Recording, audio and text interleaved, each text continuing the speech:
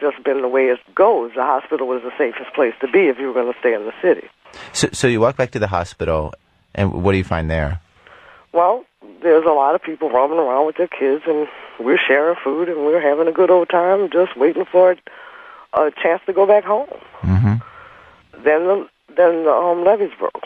And the next morning, I was able to go back to the house because I wanted to pick up my degrees. I earned them. I wanted to make sure they weren't wet. And frankly, I was looking for a carton of cigarettes that I knew was in that house somewhere. And so did you find the cigarettes? I found the cigarettes. And were they dry? And I found my degrees, and I grabbed my vital papers, my Social Security card. None of that was wet because it was in a little purse. And I brought my vital papers back to the hospital, and my mom and Sydney were going to go back to the house to go get theirs. But the water started rising. So within a couple of hours, you weren't able to get back to the house. You know, it just kept rising. We thought, okay, now we're trapped in here, and we don't know how high this water's going to get. Mm-hmm. So it finally covered the basement, so the generators went out. Covered the first floor. And when you say covered the first floor, was it actually coming inside the hospital building? Yeah. Yeah. So the heartbreaking thing was watching them turn people away who had waded through that water to get to the hospital for safe haven. It was amazing. It was heartbreaking. How often did you see that? You know, that happened over and over again. The person who sticks out most in my mind is a man who had his wife and his 2 children, and his baby and his daughter were so dehydrated. The people were yelling at him, "You can't come in here." And so the people, we were on the smoking patio, which is on the second floor, and so we saw them, and we were yelling at him, "Man, leave the baby, man, leave the baby." And he was like, "I can't leave my baby. We don't have a house. How am I going to find my baby if I leave him with you? I don't know where you're going to take him." And been in this water for 2 days, and you know, it was devastating to just see that. And then we knew that nobody was going to be able to come up in there, and so the people on the smoking balcony, we would like throw them water, and we try to throw them food. And where'd they send him to? I don't know. We don't know where he went. But I did find out later that they were letting in people with gunshot wounds and snake bites. So it wasn't like they turned everybody away. It was just that I guess they were thinking, we got 3,000 people in this hospital we have to evacuate. We cannot take on any more responsibility, you know. Yeah. So I understood why they had to turn them away. It was just heartbreaking to see. Yeah. So you were in the hospital and there's no power in the hospital, but there's water, and it sounds like there's food too. We didn't have water after that first night. Oh, really? Yeah, we ran out of everything, you know, because people were sharing with each other, and we just thought we'd be able to go home in a minute. Yeah. That's the thing. It's like you survived the hurricane. I was a happy camper because I had been more scared than I had ever been in my life, and I walked out of there. You know, so who knew? So how long were you in the hospital? How many days? When did you get out? 2 days, and then we were transported to that corner. And what we heard is that we were going to be dropped off by boat to a corner, and the buses would pick us up, and we would be heading to Texas. That's what we were told. And then the buses come, and they take you where? It wasn't buses. It was the police had to commandeer vehicles. They were asking people in the crowd if they knew how to drive trucks and buses. They were stealing them. The police had to steal vehicles. And so it was totally different than what we anticipated. So wait, they're just taking any random, like, truck and hot wiring buses. Yeah. And so what was the vehicle that you got to the next place in? Like, what were you in? There was a key and lock van. Right, locksmith. Yeah. Yeah. That happened to be driving around, and the police made him start taking us. And then you go to where? We go to the convention center. And when we arrived, there were people all on the street under the bridge, and we were like, why are these people on the street? Why aren't they in the convention center? And when we got there, people were saying, you don't want to go in there. Did you go inside at all? Not until the next day. What'd you see? Inside? Yeah. A sewer.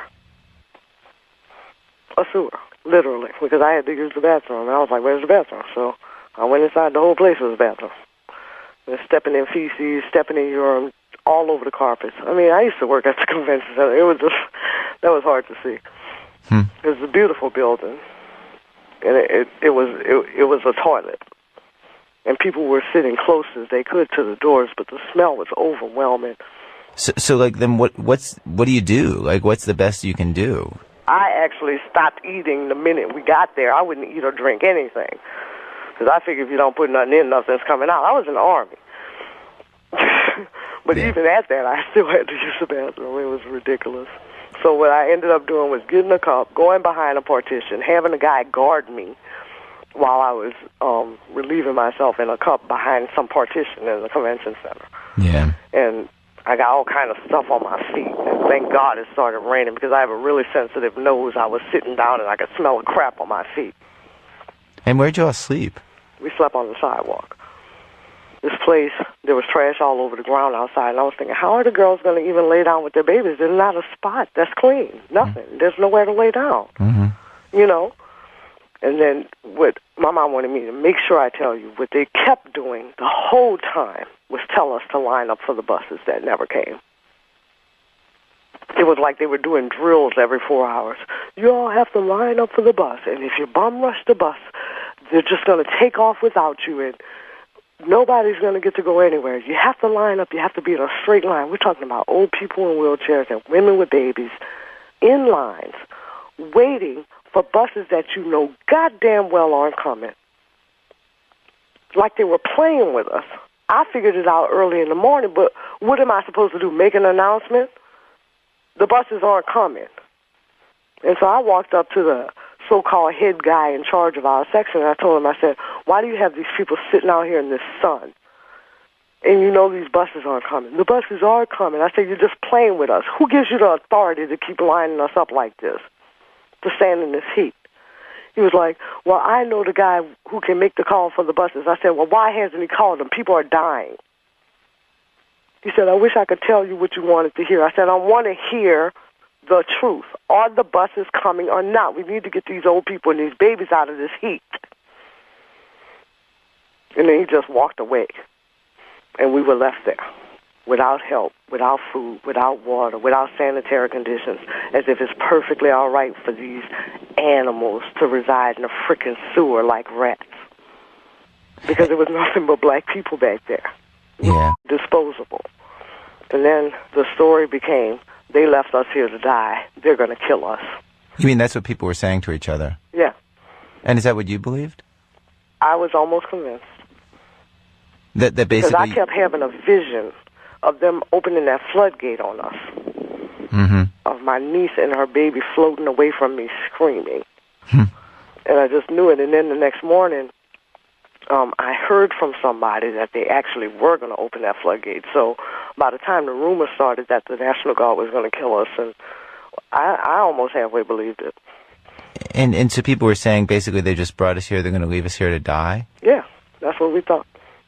Why can't some of the Chinook helicopters and Blackhawks that we have heard flying over for days and days and days simply lower pallets of water, meals ready to eat, medical supplies right into downtown New Orleans? You see, there are so many babies here. It's just not, I mean, it's not, you know, it's not a question of objectivity, it's a question of reality. This is, how do you, I don't know, man. Let them walk out of here. Let them walk the hell out of here. Let them get on that interstate and walk out, walk someplace, walk to the Walmart on the other side of the river, walk to some other town, walk someplace where you can help them. All you got here is thousands and thousands of people who have desperate needs 6 days later. These people in the same clothes. Where do you think they're going to the bathroom? What the hell?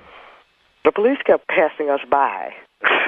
And the National Guard kept passing us by with their guns pointed at us. And because they wouldn't, when you see a truck full of water and people have been crying for water for a day and a night, and the water truck passes you by, just keeps going, how are we supposed to believe these people were here to help us? It was almost like they were taunting us. And then, don't forget, they kept lining us up for buses that never showed up. Yeah. We thought they were playing with us. And that best case scenario and in worst case scenario, they wanted us to either kill each other or die. Or they were going to kill us. So we keep hearing in the news about violence inside the convention center and people getting killed and women being raped. Did you know about any of that when you were there?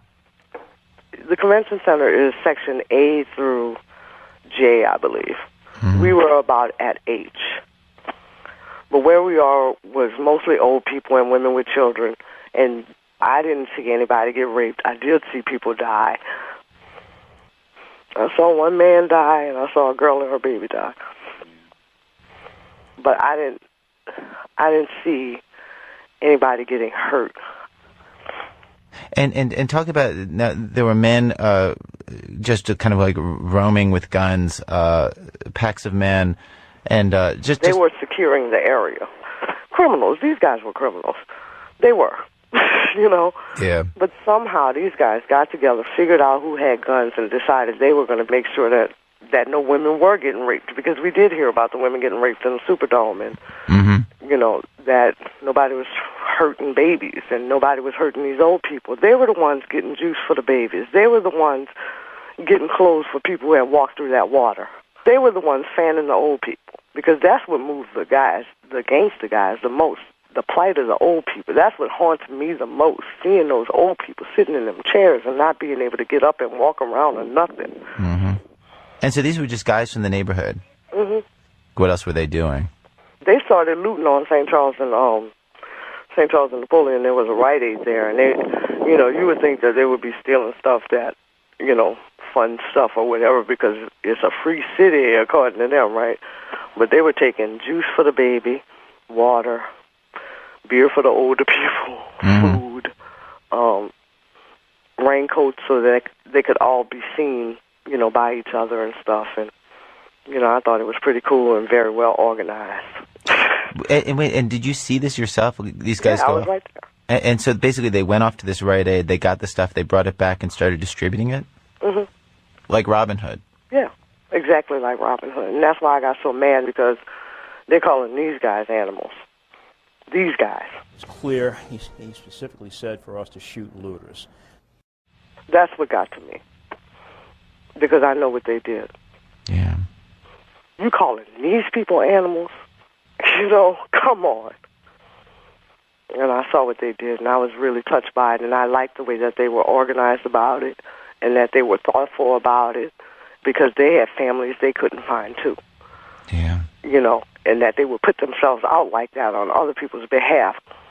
Yeah. You know, I never had a real high opinion of thugs myself, but I tell you one thing, I'll never look at them the same way again. Why didn't people just walk away? That's what I don't understand. We weren't allowed. The police, people kept trying to go up the bridge so they could go to Algiers, and they'd be turned away, and they'd be sent back down. And literally, they would just like go a couple streets away, and somebody would send them back. They'd go up the bridge, right, to go across to the West Bank where it was dry, right, and lights were on, you know, and the National Guard was up there with guns. They turned them back with guns, and the governor gave orders to shoot to kill. You couldn't get through them. Yeah.